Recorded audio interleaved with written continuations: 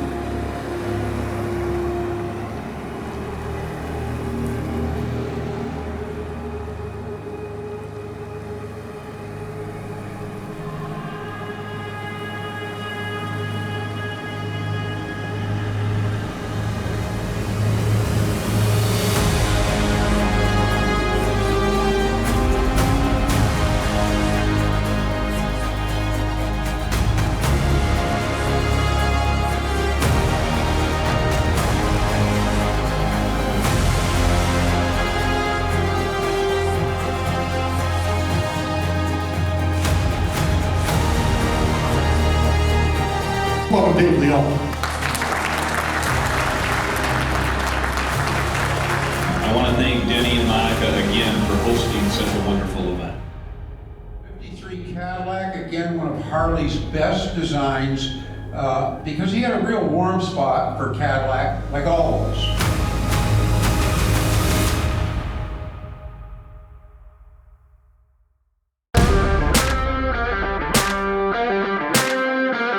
Very good friends of ours, Steve and Rebecca, met us in Gatlinburg one year, and we rode our motorcycle up there. Well, Steve drove his XLR that he had just bought. And one day it was supposed to rain. His brother met us there, and he says, "Here, you drive the XLR, I'll ride with my brother." Well, if you know the road going between Pigeon Forge and Gatlinburg, it's a road like that, and he said, "Drive it like you stole it," and I did. I drove it like I stole it, man. After he drove it, he had to have one. And I started looking as soon as I got done driving it and come back to Indy, and found one up in Carmel, Indiana. Went and looked at it. I drove it. It had a miss in it, and the guy said, "Well, that just happened." And so the next day he had it in Cadillac, replaced the coil pack, the spark plug, and the wire. Went back up, took a look at it, and the rest is history. Well, it's a 2004 Cadillac XLR. It's got 89,212 miles on it. It's a beautiful car, and I love the Cadillac XLR. Standard 08 XLR base model. It's crystal red, has a little over 32,500 miles on it. We bought it through iCar Chicago, and we're the second owner. They bought it from Carvana. Carvana bought it from the original owner, It's from Flagstaff, Arizona. It's in really good shape, but I did have a problem with the steering rack leaking at the magnetic wire that goes into the rack assembly. And I made a apparatus with a piece of rubber and aluminum bar to put pressure in that area and covered it all with polyurethane caulk. And so far it hasn't leaked at all. So we have a 2009 XLR. It's platinum. It's the red tint coat. Yep. With the cashmere and ebony interior. So one of 14 built in 2009. We just fell in love with it whenever we saw it. I think we were looking at 2008 and 2009 at the same time, and that 2009 just kept taking us back to it. Yeah, and when he first told me he wanted to get a car that was like built in like, 2008 or 2009, I'm like, that's way too old. But then I saw it, I'm like, wow. Fell in love with it. We've had it for a year and a half now, roughly. So yeah, really fell in love with it. I have an 07 V with 295,000 miles on it. I purchased it in 2012 with about 19,000 miles. And I did a lot of commuting for 7 years. Put a lot of miles on the car. Engine ran till about 260,000 miles when we replaced it with a used 08 V engine with about 25,000 miles on it. Swapped out the transmission and rear end at the same time with some low mileage replacement. So the drivetrain's got about 65,000 miles on it now, where the body's got 295. It's black cashmere interior, one of 36 built in 2007. We've got a 1988 Cadillac Allanté with 96,000 on it. We picked it up in Delton, Michigan, which is just a little south of here by Gilmore Car Museum last year. We paid $2,200 for it, and it's come a long way. It was an older gentleman who used to work for GM. It was his daily driver, took real good care of it. And he unfortunately passed away, and his daughter and son inherited it, to which I think it sat outside for a couple years. So when we went to go look at it, it had some mice that had been in it, and it was a little dirty. It looked like it'd been outside, but we got her cleaned up and judged today, and we got some really good comments and remarks from John and Tom, and yeah, she's looking pretty good today. Definitely hanging with the rest of the bunch here, and we're happy to be here. John and I judged all the Allantés, and the caliber of cars was quite high. Especially in the 93s, it's going to be real hard to separate the best, because there was a lot of really good cars.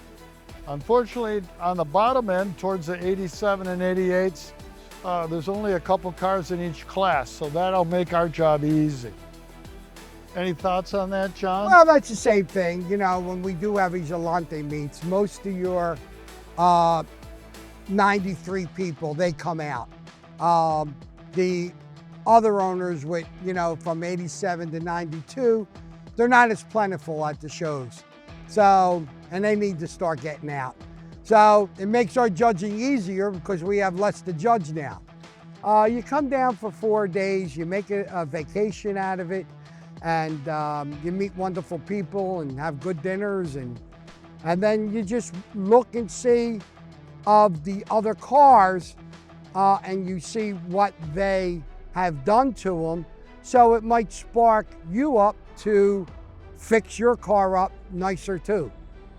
I think the easiest place to protect your points is under the hood. I mean, it takes a couple, 3-4 hours to get that really clean, but that's often the difference between first and second place, because most of them have really good bodies, especially the 93s, and the newer cars are in great shape. It's the guy who just spent an extra hour or two under the hood is going to separate himself from the rest of the cars. This is fabulous. Denny and Monica, they are great putting this on. I've been to a lot of events, and this one here is probably the most organized event that we go to. They are on every detail, and he got it down pat. So we were impressed from the first time we came.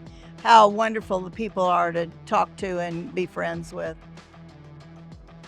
We'll be back next year. Yeah, definitely. I mean, when he told me about it, I'm not normally a car person, and I was just like, okay, I'll go for him. But man, we've met some great people. Everyone is just so welcoming, like accepted us as if it wasn't our first time here. Right. So it was great. Have some really good long-term friends now. This is our second time. So we went, last year was our first year, and this is our second, and we definitely plan on being at all the rest of them that we can, so. We would like to thank Dennis and Monica for throwing this on. I agree, Dennis, and I mean, they do a wonderful job every they year. work on and it all year. They go all out.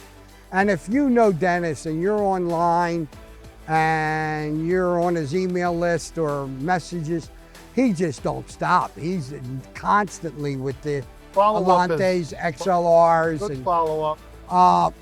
he just makes it nice, and he wants everybody to be happy and have a great time. And we look forward to it every year.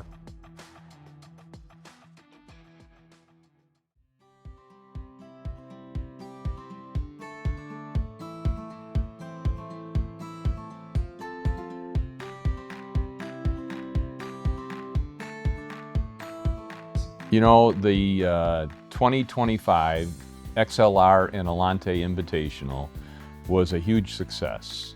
We had 43 cars here. We had owners from as far away as Montana. We had people from Canada. We had people from Illinois, Indiana. I think we also had somebody here from Texas. And the punchline is that there was so much excitement around these vehicles and this gathering.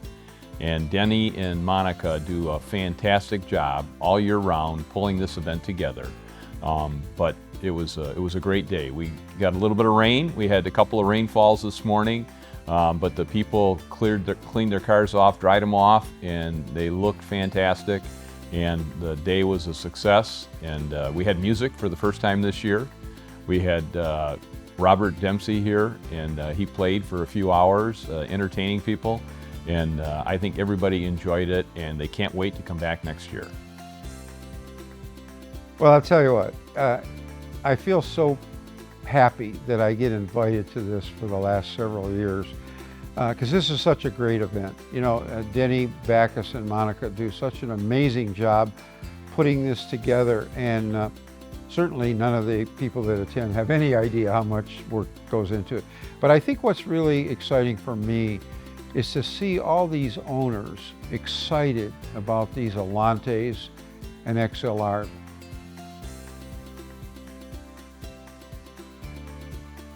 I'd like to make sure that all the people that were here today take the time out to bring their cars. And it isn't about winning the awards, although there were some amazing trophies. I mean, I do a lot of car shows. These trophies are as good as anything.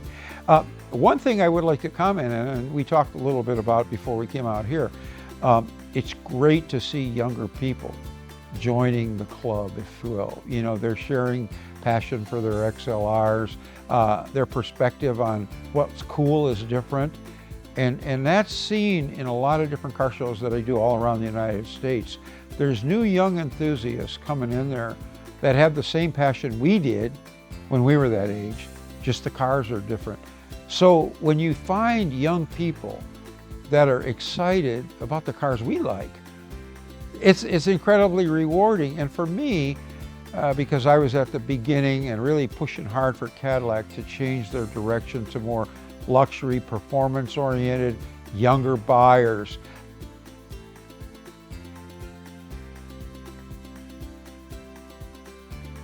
People really had a fantastic time. We had 2 excellent dinners last night and tonight, and the camaraderie that is being built among these people. They came back again this year. They remember people from last and the year before, and the momentum and the excitement continues, and we just want to see you all again next year.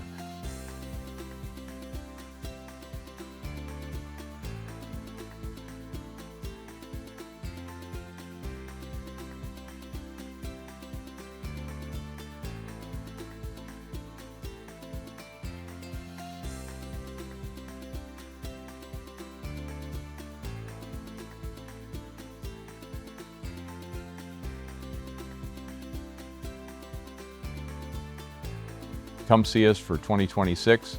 Can't wait to see you there.